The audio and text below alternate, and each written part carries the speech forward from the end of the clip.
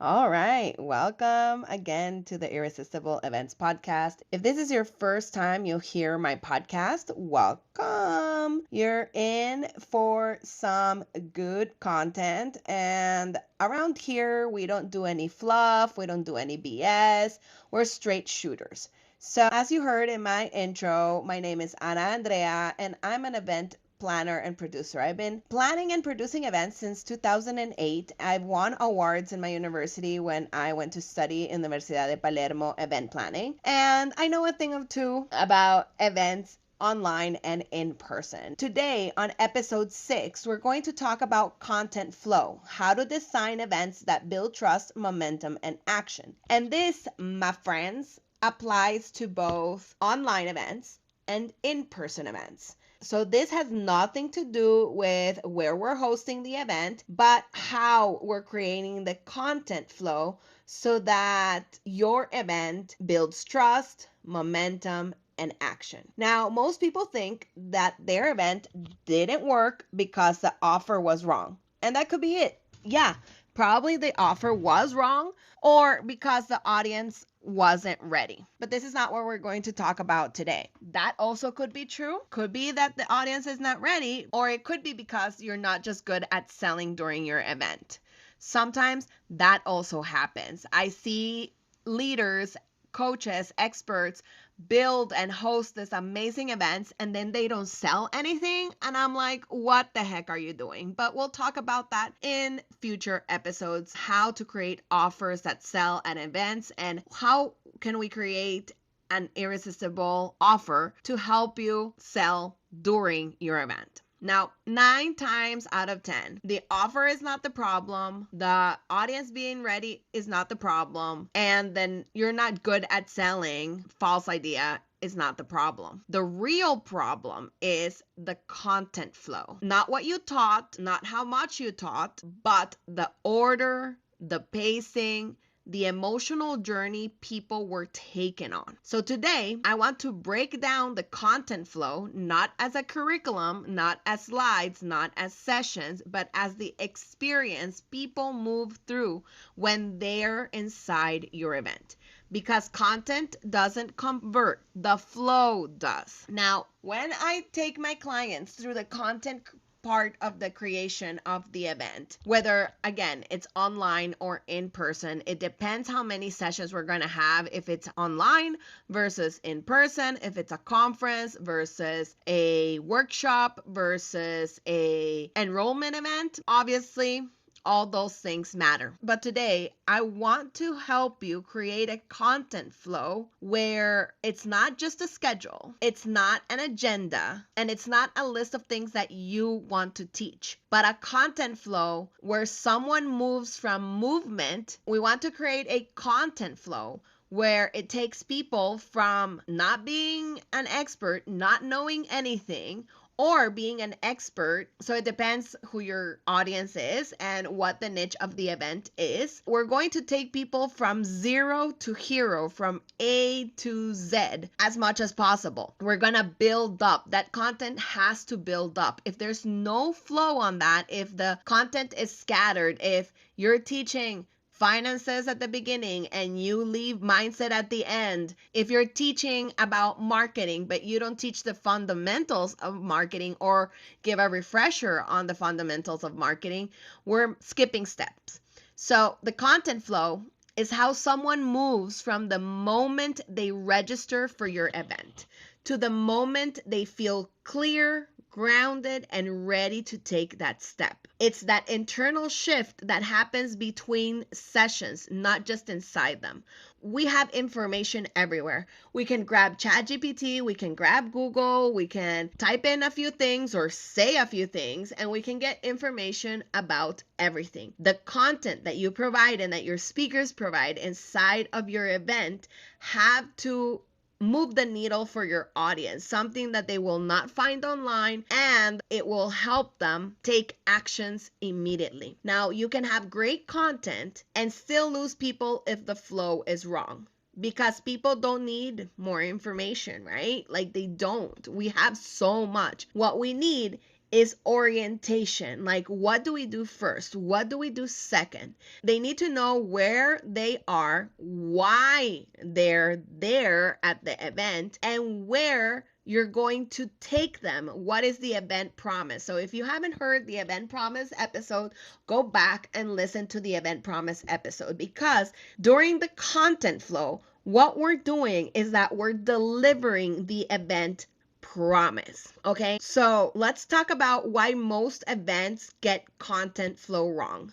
Most events fail at content flow for one simple reason. You start teaching too fast. You jump straight to the tactics, straight to the frameworks, straight to the strategies or the system. And yes, I said that we need to give action steps. But before we jump straight into all these things, the tactics, the strategies, and the system, people need to understand why what they're doing hasn't worked, or what is it that you're going to provide that's going to be life-changing. Normally, an event solves a problem. So it's always something that's going on that's wrong that we're fixing with the event, or that we're helping the audience move to the next step. So maybe they are already trying and they feel like they need something more. So what happens is that when you jump right to the tactics and the frameworks before we set the foundation, I always say that the first few sessions or the first day, it's always about setting foundations. So for example, I'll give you an example from my own summits that I've hosted. When I hosted the 5-Star Community Summit, I did not start with how you can build a community that's successful. I started with mindset, with why we need community. Why is it important? And how can we become that leader that leads a community?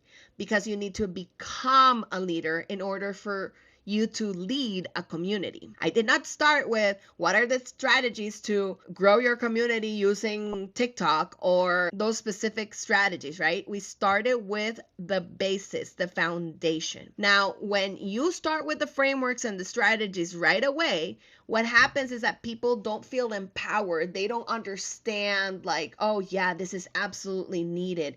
They feel overwhelmed, like, oh my gosh, all this tactics and strategies, but what is wrong with me? Why can't I do this? A lot of people think that way, right?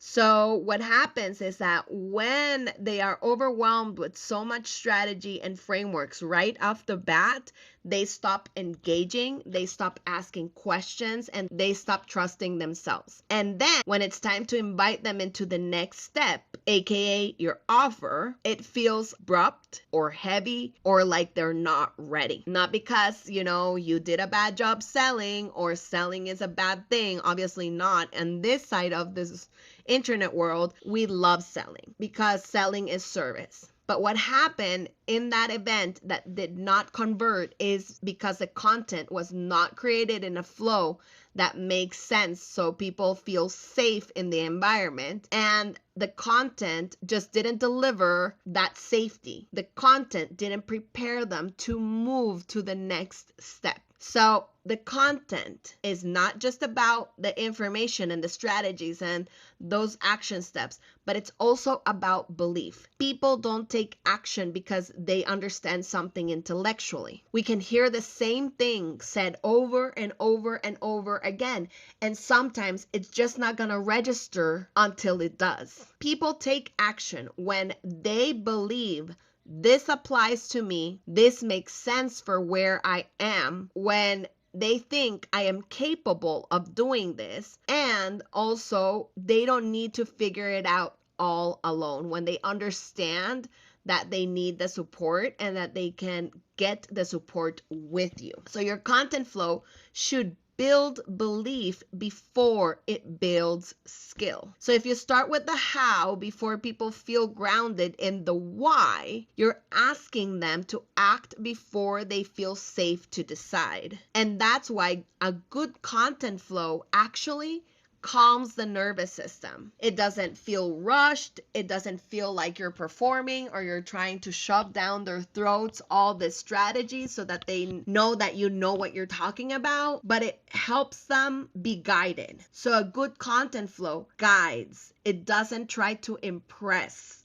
your audience. Never. So there are 3 shifts every event needs to create so that you can create a content flow that converts. Every strong event creates 3 internal shifts. The first internal shift is awareness. This is where people finally see why what they've been doing hasn't worked. Not in a shamey way. You're not going to shame them. You're just going to show them why this hasn't worked and relieve them of the guilt, the shame, and also relieve them from thinking that there's something wrong with them. It's the moment they realize and they have that epiphany, that aha moment. Oh, it's not that I'm bad at this. It's just that I've been approaching it the wrong way. The second shift is the clarity one. This is where the noise starts to get quiet. They understand what actually matters,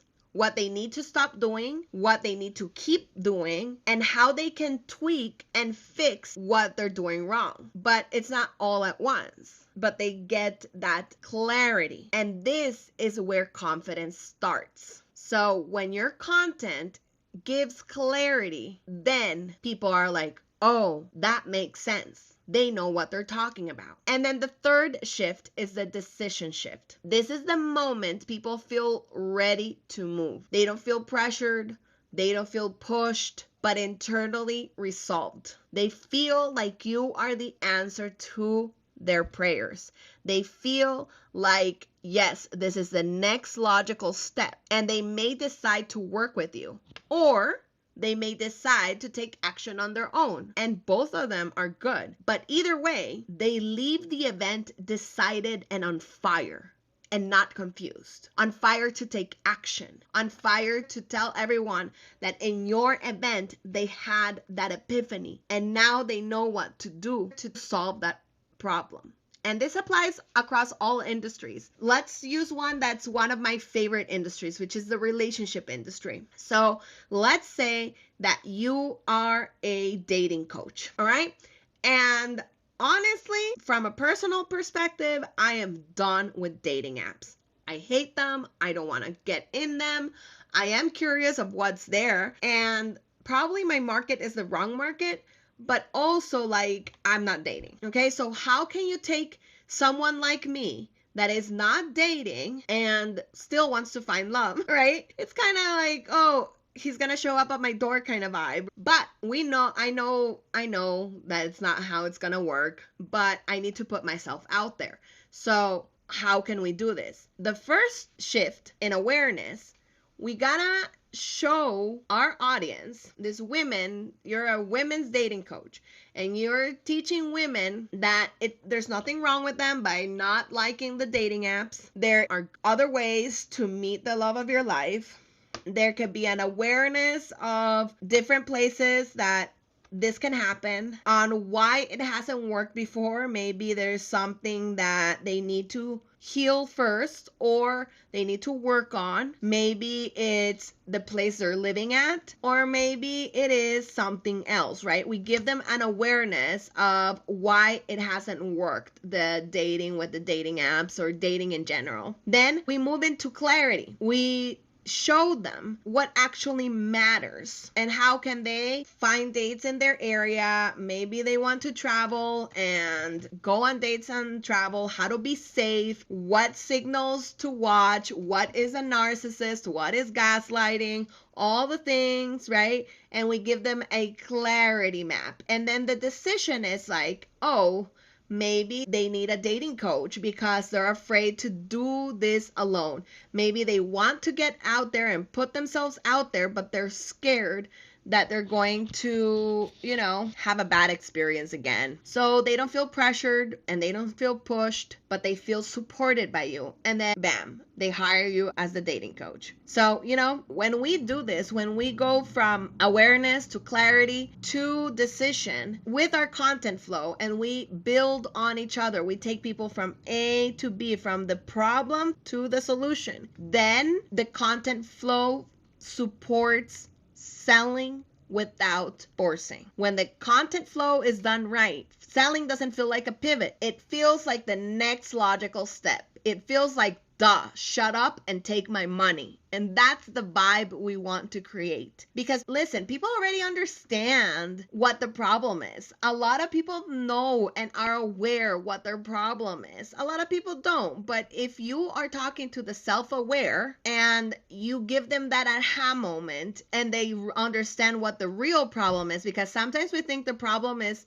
one thing, but in reality, is another. So when people understand what the real problem is, why it hasn't worked before for them, and what's required for them to move forward, then it's easy to extend an invitation that doesn't feel like a pitch to your program, to your membership, to your one-on-one service. It will feel like support. And selling is going to feel so natural, and you're going to sell out because the content did the heavy lifting for you. Now, I want to go through the common content flow mistakes I see out there before I close this session out. I see the same mistakes over and over again, especially when we choose the venue first before we choose the content and the niche and the event promise and the planning before we choose the venue. When we choose the speakers before we choose the content flow.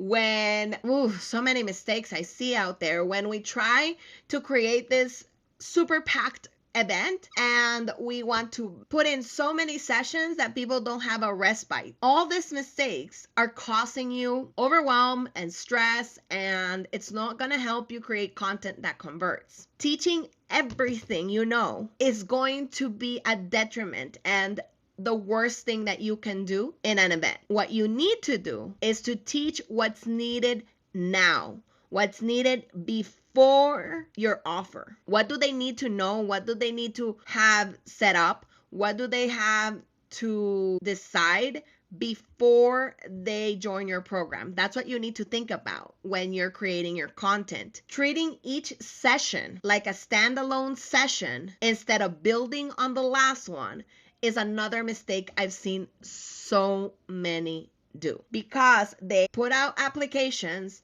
and then they ask the speaker what they can talk about, and instead of saying, hey, I saw that you speak on this, could you speak on this more in my event? That's a better way to do it, because sometimes we can make up stuff up as speakers, and I'm talking of personal experience. Okay, I know I say don't do this, but I also do when I'm sorry, okay, but sometimes I want the speakers to speak on a specific topic, but probably their signature talk is not on that.